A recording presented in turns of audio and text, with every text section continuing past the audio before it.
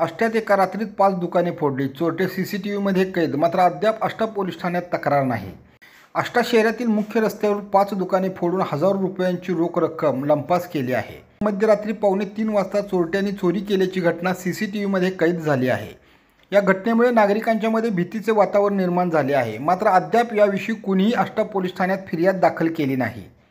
आष्टा रस्त्यावरील सागर शेळके यांचे राधा मेडिकल हे औषध दुकान फोडून गल्ल्यातील 9,000 रुपयांची रोख रक्कम लंपास केली. याच दुकानासमोर अवधूत यादव पाटील यांचे बँड हब हे कापड दुकान फोडण्याचा प्रयत्न चोरट्यांनी केला आहे. तसेच याच रस्त्यावरील शुभम हजारे यांचे VIP सलून फोडण्यात आले आहे. या दुकानात चोरट्यांच्या हाती काही लागले नाही. मात्र चोरटा सीसीटीव्हीमध्ये कैद झाला आहे. डॉ. बाबासाहेब आंबेडकर मुख्य मार्गावरील स्टेट बँक समोरील मातोश्री मेडिकल फोडून दुकानातील रोख रक्कम चोरट्यांनी लंपास केली आहे.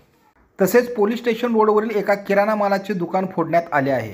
दुकानाच्या गल्ल्यातील रोख रक्कम चोरट्यांनी लंपास केली आहे. या प्रकरणी आष्टा पोलिसांनी घटनास्थळी भेट देऊन पाहणी केली आहे. मात्र अद्याप या प्रकरणी कुणीही आष्टा पोलीस ठाण्यात तक्रार दिली नाही.